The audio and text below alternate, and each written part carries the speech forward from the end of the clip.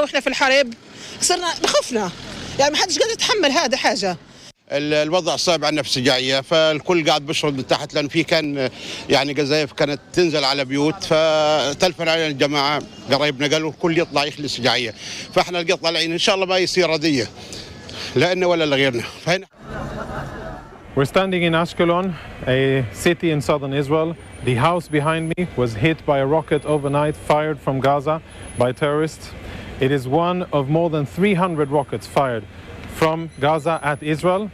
Fortunately, more than 90% of rockets have been intercepted by the Iron Dome, but unfortunately, one got through and caused light injuries in Israel. And we stand prepared and ready with various capabilities at our disposal should Hamas and other terrorists decide to escalate the situation.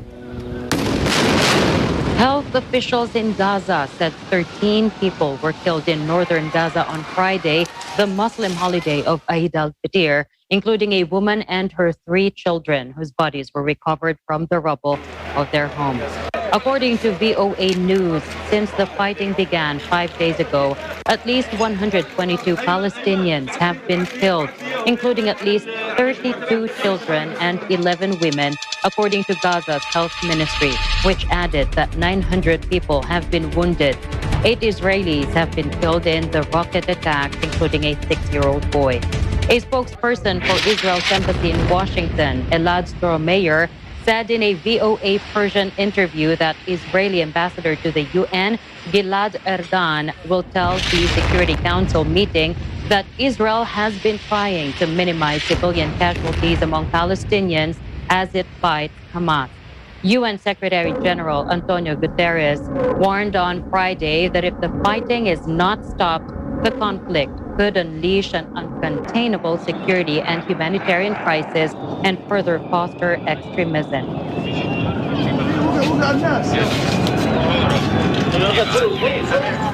Meanwhile, images published by the Israeli army show that what they describe as several people attempting to infiltrate into Israel from the Lebanese border. Take a look. In the north, where Israel remains technically at war with neighboring Lebanon and Syria, tensions were also rising. The army said it fired warning shots towards a number of rioters who crossed from Lebanon into Israeli territory on Friday, forcing them back into Lebanon. Israel's arch-enemy, the pro-Iranian Shiite group Hezbollah, announced one of its members, 21-year-old Mohammad Qasem Tahan, was killed by the Israeli shots. 3 rockets were later launched at Israel from southern Syria, where Hezbollah is present, but there was no immediate confirmation of a link between the events.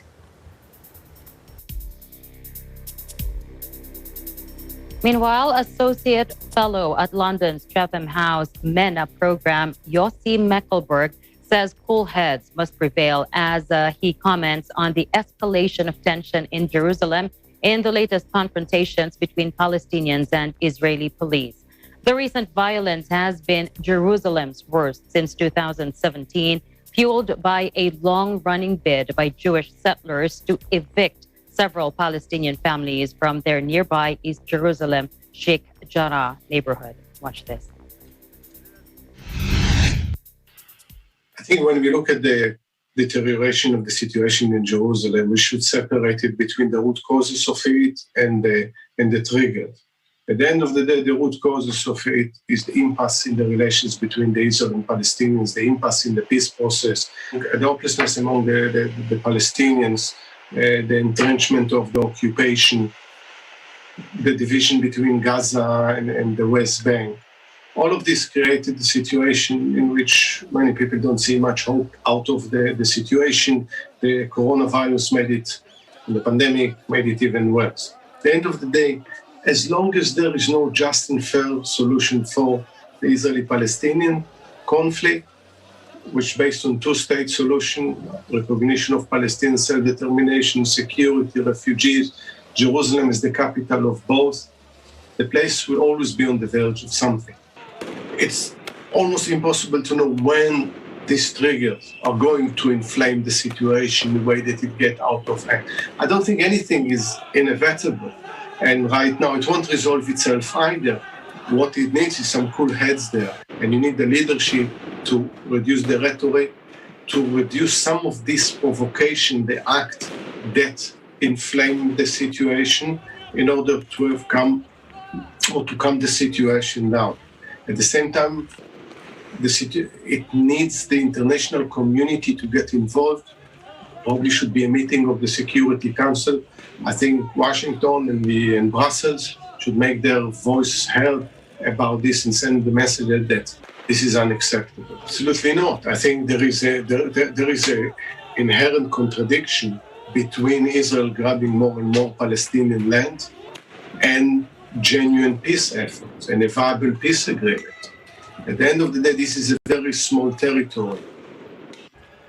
And if one envisages a solution based on two states, it needs to ensure that not only there is a viable Jewish state, Israel, but also a viable Palestinian state. And the more land is grabbed by Israel, whether in the West Bank or in Jerusalem, and especially in Jerusalem, the effort to connect all the Jewish neighborhood and circle the whole city and ensuring there would never be a Palestinian capital inside Jerusalem is a serious hindrance. It's a real serious obstacle for a viable peace solution.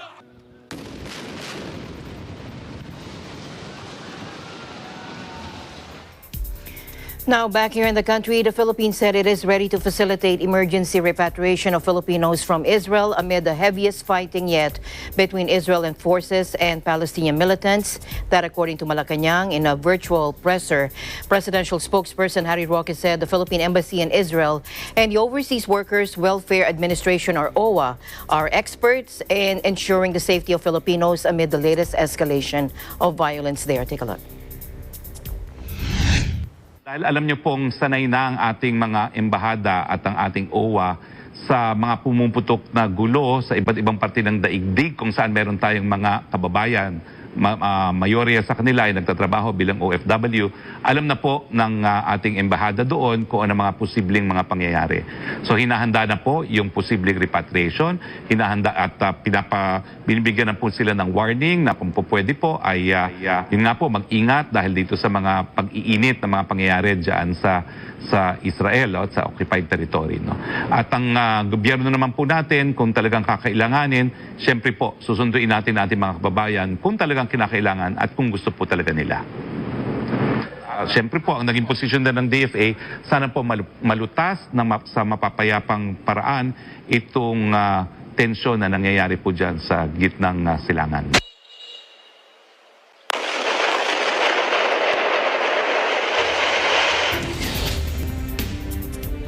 And the news continues here on Eagle News. CJ and I will be back right after this break.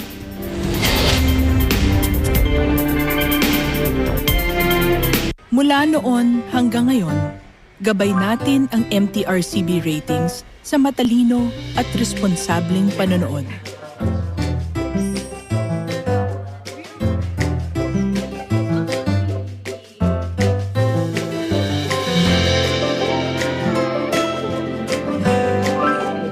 Sa tamang pagsunod sa MTRCB ratings, ginagawa nating ligtas at makabuluhan ang panonood ng bawat miyembro ng pamilyang Pilipino.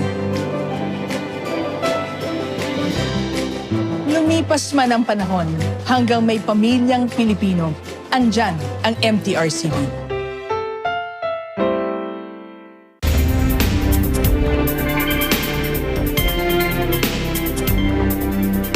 Welcome back to the news. The DOH said 3 close contacts of the overseas Filipino worker who was infected with the COVID variant first detected in India also tested positive for COVID-19. Take a look. Kita na ho namin yung manifesto nitong flight details nitong dalawang OFWs at katulad nga ho nang nai-report namin for the case 1 which who is the 37-year-old male from Oman, meron ho siyang 6 na close contacts doon po sa eroplano. 3 po sa kanila nakita na namin sa database ay PCR negative. Yung 3 pa ho, hinahanap pa ho namin dun sa database namin dahil hindi po nagmamatch yung mga pangalan na nasa manifesto. As to the case number 2, which is the 58-year-old male from UAE, meron ho tayong verified na 32 close contacts with dun po sa eroplano. 3 po sa kanila ay positibo. Pinasubmit na ho natin sa whole genome sequencing yung isang sample at yung sa 2 po ay hinahanap pa ho natin yung mga nilolocate po natin, yung mga specific individuals. 28 po dito sa 32 ay negative. Yung isang data po bine-verify pa ho namin dahil wala pa rin po sila dun sa COVID-Kaya database system natin. President Duterte has extended the prohibition of entry of travelers from India and 4 other nations that are part of the Indian subcontinent until May 31st. The extended travel ban covers India, Pakistan, Nepal, Bangladesh, and Sri Lanka. Earlier this week, the WHO declared B1617, which counts 3 so-called sublineages with slightly different mutations and characteristics as a variant of concern.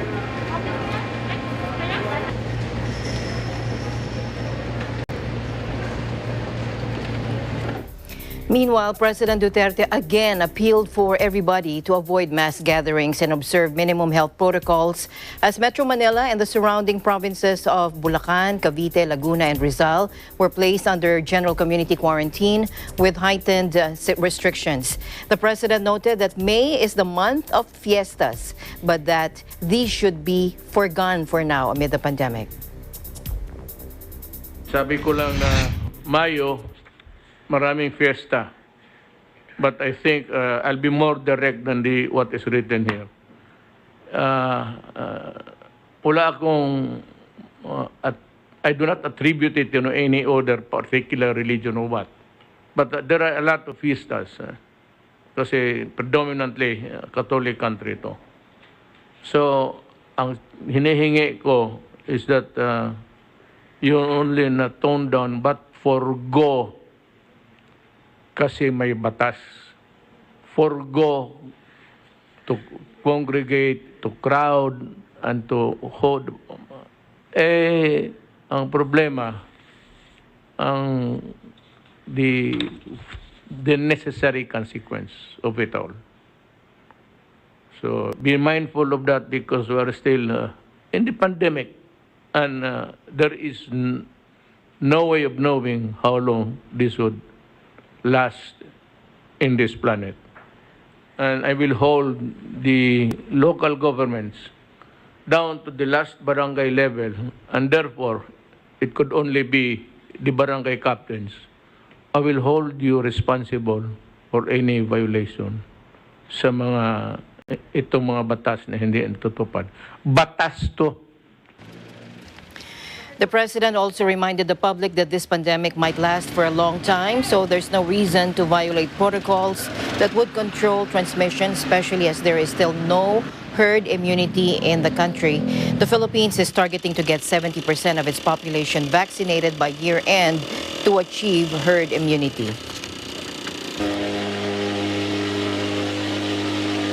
In other news, an Indian state stricken by coronavirus after mass rallies were held for a key election ordered a 2-week lockdown today in a bid to halt the spread. West Bengal, along with a host of southern states, are bearing the brunt of a COVID-19 surge in India that has taken the nation's infection total to nearly 25 million, with more than 265,000 deaths. All offices, stores, and public transport in West Bengal were told to close for 15 days after the region reported its biggest spike yet in deaths and infections. The strain of the virus responsible has been declared a variant of global concern by the World Health Organization.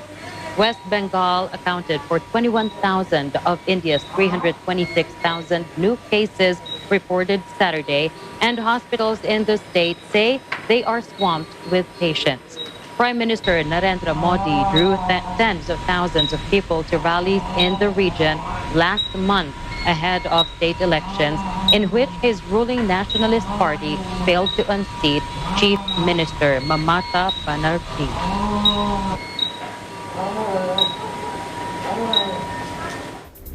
Staying in India, Prime Minister Narendra Modi has said he feels the pain of all Indians battling the pandemic in a televised address following weeks of largely avoiding public comment on his country's devastating coronavirus wave. Take a look. इस corona virus के कारण हम अपने बहुत से करीबियों को खो चुके हैं। बीते कुछ समय से जो कष्ट देशवासियों ने सहा है, अनेकों लोग जिस दर्द से गुजरे हैं, तकलीफ से गुजरे हैं, वो मैं भी उतना ही महसूस कर रहा हूं। His comments came as the virus eases in major cities like New Delhi and Mumbai, but India's rural hinterland, home to 2/3 of the population, is now bearing the brunt. The northern state of Uttar Pradesh, home to more than 240 million people, has been particularly hard hit. Residents say deaths are being underreported, and with crematoriums overwhelmed, some bodies have been thrown into the rivers, forcing the government on Friday to order police patrols on the Ganges and elsewhere to stop people dumping the dead.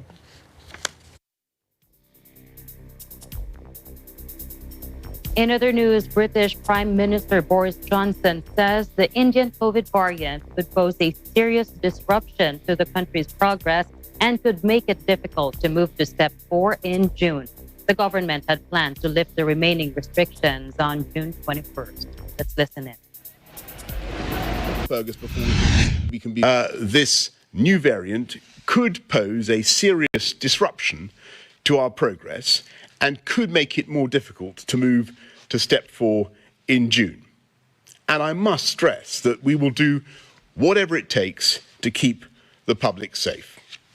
Our surveillance and data gathering is now so advanced that if there was a danger of the NHS coming under unsustainable pressure, we would see the signs in the data very early on and could react in good time. Their second vaccines, and that's why the Prime Minister talked about the fact we're shortening the period from 12 weeks to 8 weeks. And this is because we think that people who've got a second vaccine will have greater protection, not only against the original variants, but also against this new variant. There's just some things we still don't know about this new variant. We just need a bit more time. I think a couple of weeks we will know much more than we do now. But I just want to say that, I know this has been a kind of one of those press conferences when everybody hears something, slightly disappointing or slightly worrying in the sense that there's a new variant that is of significant concern for us, does pose the real risk of disruption to our plans, and I've got to be absolutely clear with you about that. The Health Ministry said the B.1.617.2 variant is beginning to spread increasingly rapidly in northwest England and to a lesser extent in London, and decisive action is being taken to further control its spread.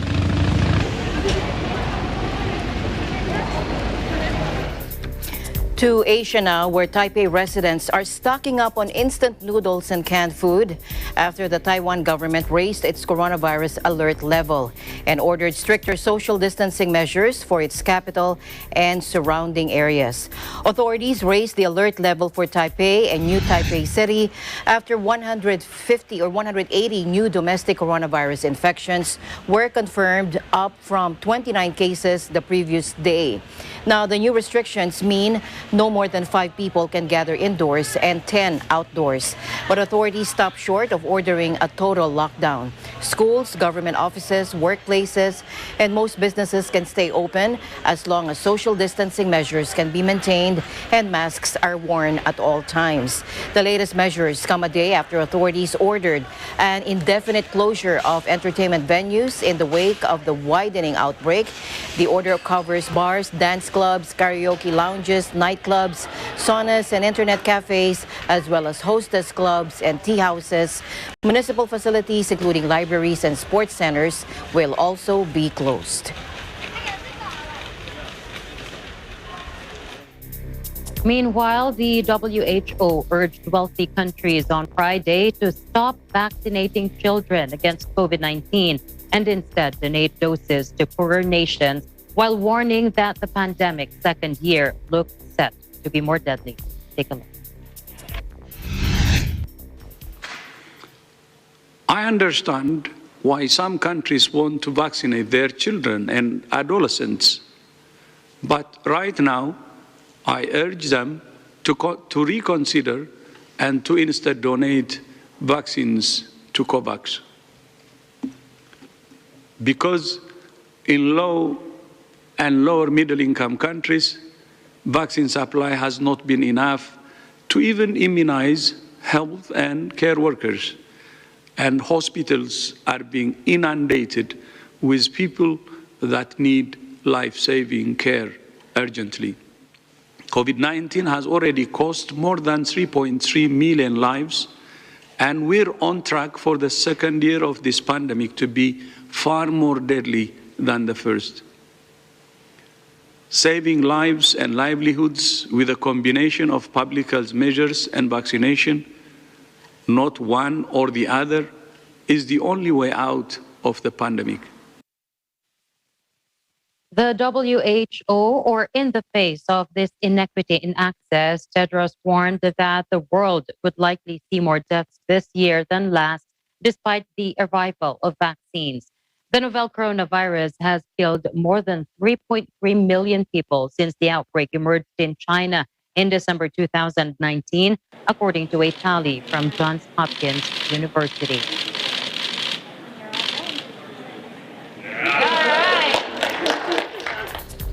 Now, back here in the country, Health Undersecretary Maria Rosario Vergeire said today that the vaccine vials from the boat that capsized in Real Quezon on May 13 were intact and are still safe for use.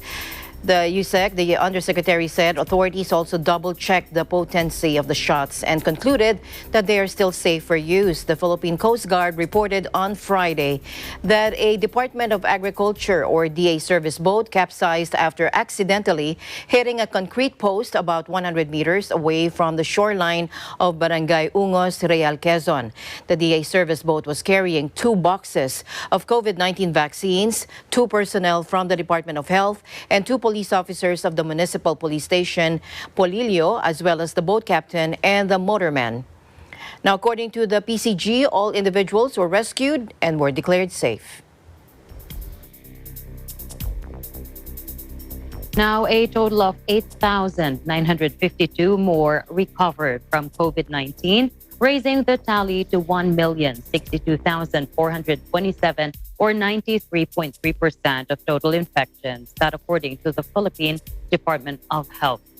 And since the first patient was recorded in March 2020, the DOH has confirmed 1,138,187 COVID-19 cases, 5% of which are undergoing treatment and 1.67% dead. In its latest case bulletin, the agency also logged 6,739 new infections, jacking up the active cases to 56,709.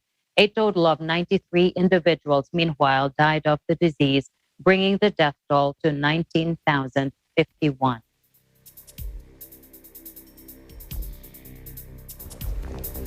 Meanwhile, the Commission on Elections, or COMELEC, is looking to hold hybrid debates for candidates running in the 2022 elections. COMELEC Commissioner Marlon Casquejo said that they're expecting the current pandemic on the election period to be on. And let's listen in.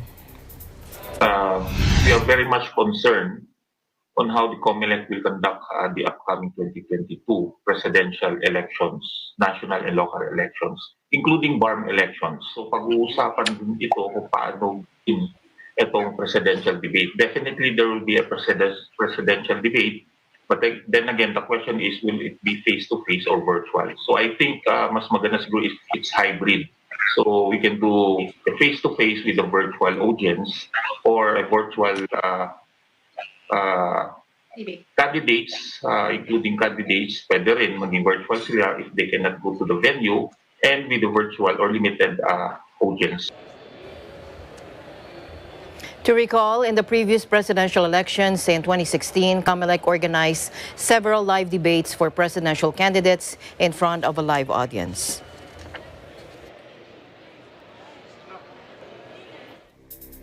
A Japanese journalist arrested while covering the aftermath of the Myanmar coup arrived in Tokyo Friday after charges against him were dropped as a diplomatic gesture. Yuki Kitazumi, held in Yangon's insane prison since his arrest last month, was one of at least 80 reporters detained during the junta's crackdown on anti-coup dissent. Take a look. メンタル、体の問題いずれも、大丈夫だと思います。気持ちなんですけれども、複雑といいますか、あまりに事態が急激に変わっているもので、どう受け止めていいのかという状態で、記者ですので、ヤンゴンで、起こっていることを伝えたいという気持ちがあったんですけれども、こういうことになって、帰国せざるを得なくなり、悔しい気持ちもあります。今後はですね、ミャンマーの方から世界に伝えてくれと言われたことがたくさんありますので、そういったことを日本の方と、分かりませんでしたが、多くのミャンマーの人が厳しい拷問を受けているのが現状です。Japanese Foreign Minister Toshimitsu Motegi said earlier that Tokyo had used various channels to press for Kitazumi's release and that it had been tough work. The minister also announced that Japan has offered Myanmar $4 million in emergency food aid via the World Food Program. The support is expected to help 600,000 people. In late March, Japan had announced it was suspending new aid to Myanmar in response to the coup. Myanmar state broadcaster MRTV announced Thursday that the charges against journalist Kitazumi were being dropped in order to reconcile with Japan and improve the relationship between the two. State media said an earlier investigation found that Kitazumi supported the protests.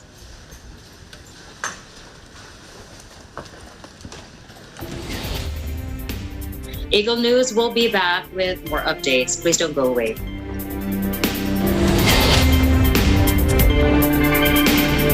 Mula noon hanggang ngayon, gabay natin ang MTRCB ratings sa matalino at responsableng panonood.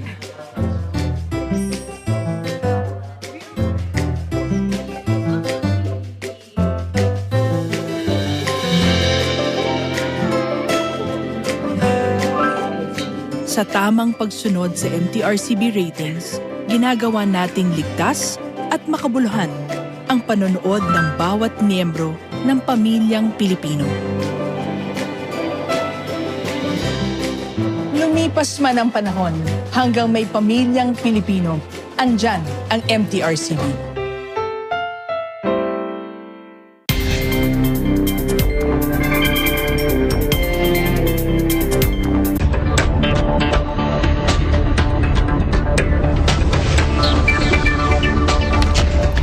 Welcome back. Fitch Solutions warned that the Philippines may be facing another cut in its growth forecast should COVID cases continue to be uncontrolled in the coming months.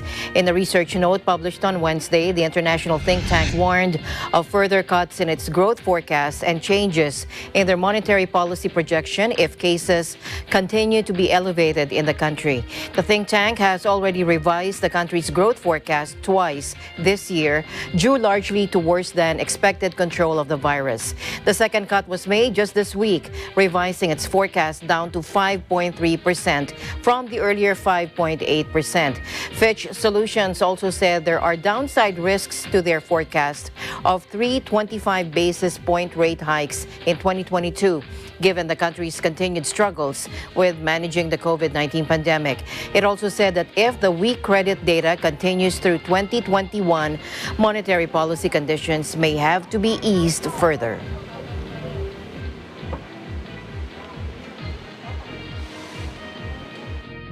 Meanwhile, the Luzon grid here in the Philippines has additional sources of clean and renewable energy as Power Source First Bulacan Solar Incorporated has started its commercial operation. This as the Energy Regulatory Commission cleared the commercial operation for the 50-megawatt Bulacan Sol located in San Miguel, Bulacan on Wednesday. The solar power plant is a joint venture of MGen Renewable Energy Incorporated and Power Source Energy Holdings Corporation. The new solar power facility costs 4.25 billion pesos. MGen President and Chief Executive Officer Rogelio Singson said the Bulacan Sol contributes to the renewable energy portfolio target of the company. Construction for Bulacan Sol started in December 2019. Pablo Picasso's Woman Sitting Near a Window, or Marie Therese, sold for $103.4 million at Christie's in New York, according to the auction house.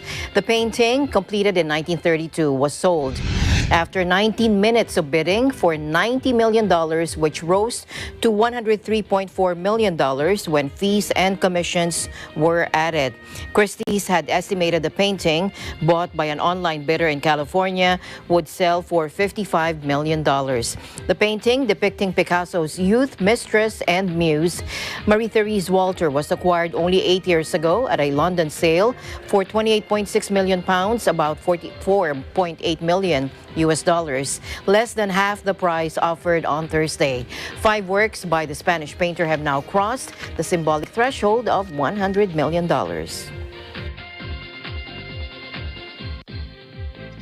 Jean-Michel Basquiat's painting, in this case, sold for $93.1 million in an auction Tuesday at Christie's in New York, the second highest price paid for a work by the late artist. In a sign of Basquiat's growing status in the art world, the same canvas was sold in November 2002 for just $999,500. Barely more than 100% of the price paid on Tuesday. Take a look.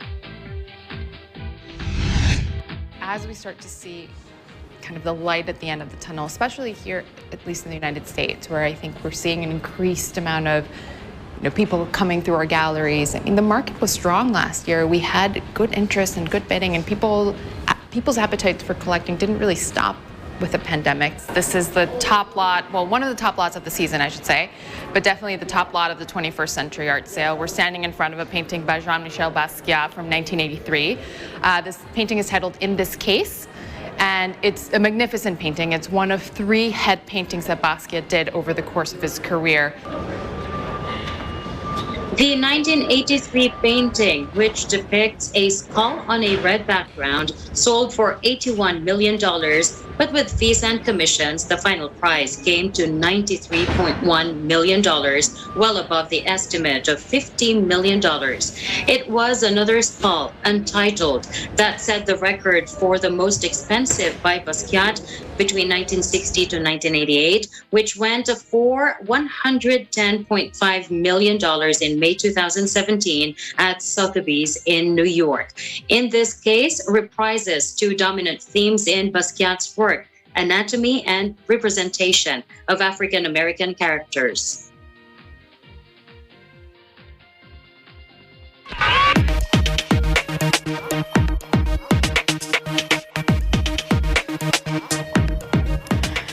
The Irish Prime Minister said Ireland will not pay any ransom after a cyber attack on the health service. The Republic's health service shut down the computer systems nationwide amidst a ransom cyber attack. Take a look. Experts, and I think we're very clear we will not be paying any ransom or engaging in any of that sort of stuff. So we're very clear on that. Processes, it will take some days to assess the impact on this. We have the people in place, we have the capacity, and we have the systems in place to deal with this. Now, the Irish attack was blamed on international criminals and was said to be targeting healthcare records. Officials said patient safety was not at risk. However, the Health Services Executive, or HSE, said it is currently unable to make referrals for coronavirus testing. Authorities said emergency services, ambulance services, GP systems, and pharmacy systems are not affected. But they said there will be major problems relating to radiology, radiation, oncology, elective surgeries, and obstetrics and gynecology appointments.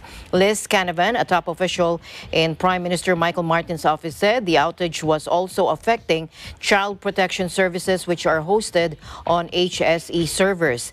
Another ransom attack last Friday forced the shutdown of the U.S. largest fuel distribution system, leading to some panic buying at gasoline stations along the East Coast.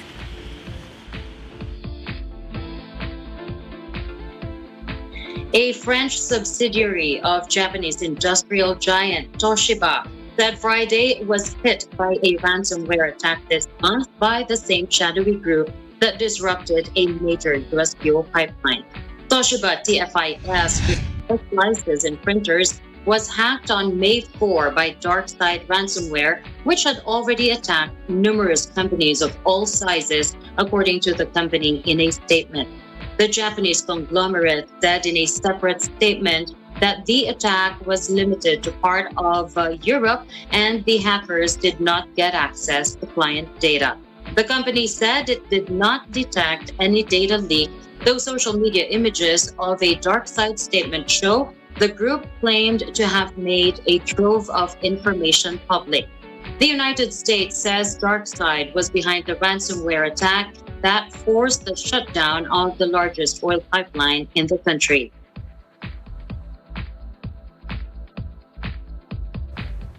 And tech companies that fail to protect children online can face up to millions in fines. Here's Patricia Rodriguez from our ABC UK Bureau.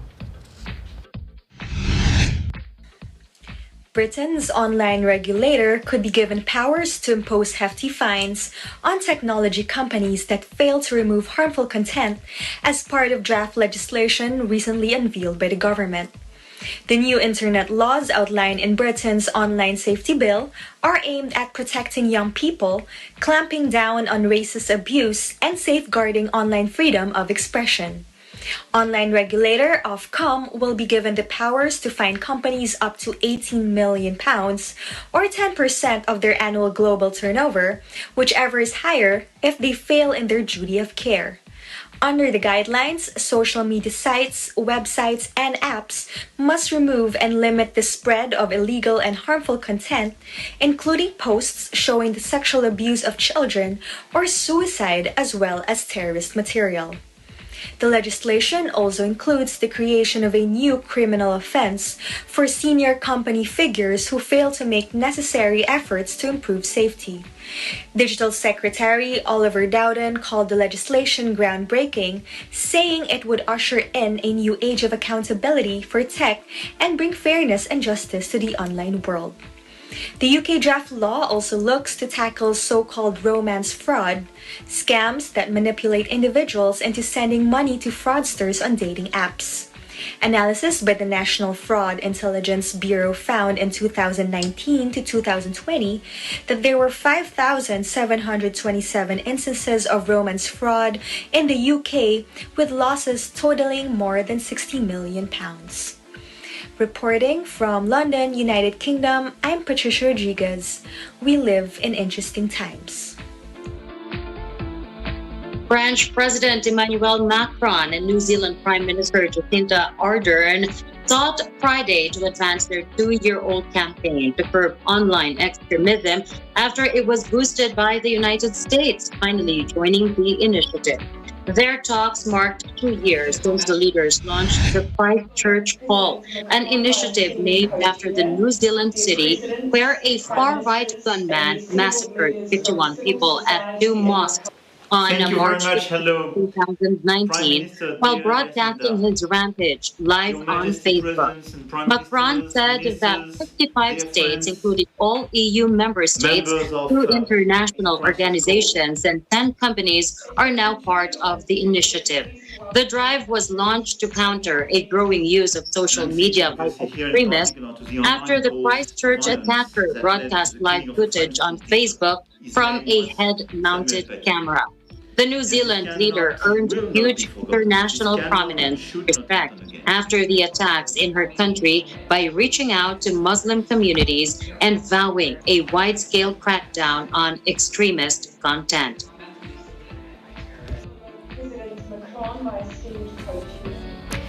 And China's Zhurong rover successfully landed on Mars today, a triumph for Beijing's increasingly bold space ambitions. Take a look. Now, the probe made the treacherous landing after what is known as the 7 minutes of terror, a descent through the Martian air that has thwarted several previous attempts to land by international missions. The official Xinhua news agency cited the China National Space Administration, or CNSA, in confirming the touchdown. Now, this makes China the first country to carry out an orbiting, landing, and roving operation during its first mission to Mars, a feat unmatched by the only other two nations to reach the red solar planet so far, the U.S. and Russia. Now, Xinhua said that President Xi Jinping sent his warm congratulations and sincere greetings to all members who have participated in the Mars exploration mission. Zhurong arrived a few months behind America's latest probe to Mars, Perseverance, as the show of technological might between the two superpowers plays out beyond the bounds of Earth. Six-wheeled, solar-powered, and weighing roughly 240 kilograms or 530 pounds, the Chinese rover is on a quest to collect and analyze rock samples from Mars' surface. China has now sent astronauts into space, powered probes to the moon, and landed a rover on Mars, the most prestigious of all prizes in the competition for dominion of space.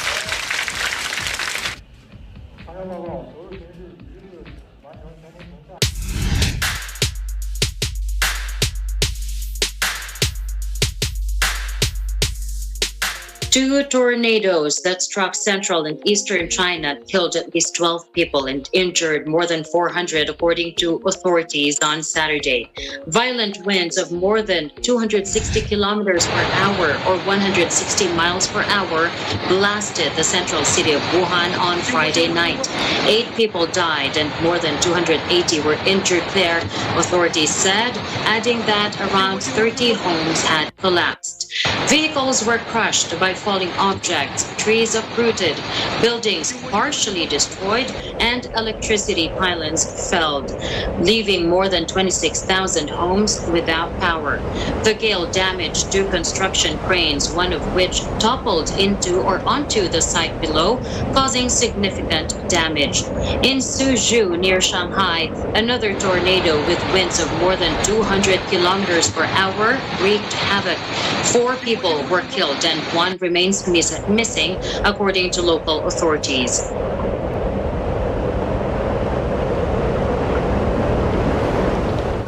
In other environment news, a 6.6 magnitude earthquake struck off the west coast of Indonesia's Sumatra on Friday, according to the United States Geological Survey, triggering panic on the nearest island. But there were no immediate reports of damage or casualties. The shallow quake hit at 12:30 or 0630 GMT near the islands of Nias, about 250 kilometers south of the city of Sinabang. Search and Rescue Agency spokesperson Agus Wibisono said so far there had been no reports of damage or casualties, and he also said the tremors were quite strong, and as a result, people panicked, especially those living around the coast, fearing a tsunami. The tremor was felt quite strongly in Padang, the capital of West Sumatra, and was followed by a milder aftershock, but no damage or casualties were reported. Now, in an impoverished kitchen among sharp volcanic rocks, David Garcia spreads the dough and places the ingredients to form a pizza that will be put in a rather unique oven. an extensive river of fiery lava that flows from the furious Pacaya volcano in southern Guatemala.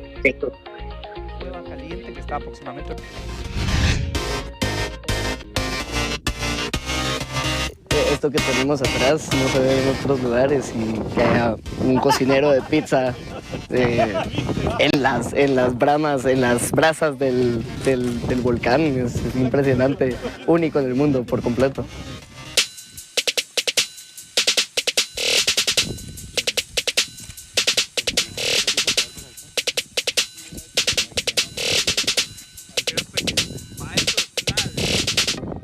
Armé un día la pizza, la traje al volcán y la metí en una cueva caliente que estaba aproximadamente a 800 grados y salió en 14 minutos.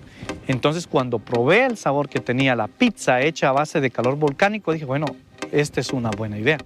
Puedo empezar a ofrecerle al turismo un nuevo atractivo acá en el volcán, que es algo único.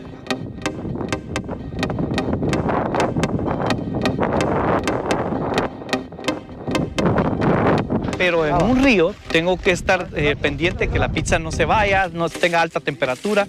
Entonces la técnica me fue difícil también aprenderla acá para no sacar la pizza quemada. Y es un riesgo el estar en la orilla también, ¿no? Es un riesgo. ¿Por qué? Porque va a alta temperatura, está como a 1500, 2000 grados.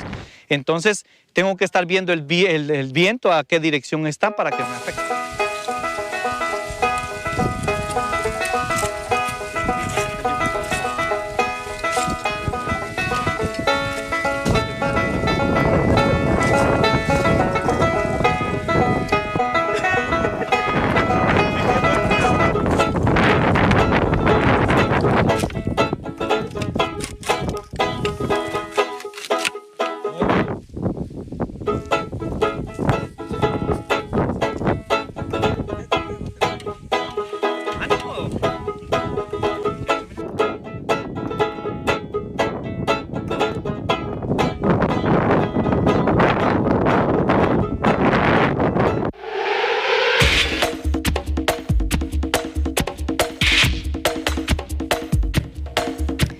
Now, the Tokyo 2020 organizers have held a test event for skateboarding, which is due to make its Olympic debut at this year's postponed games. Take a look.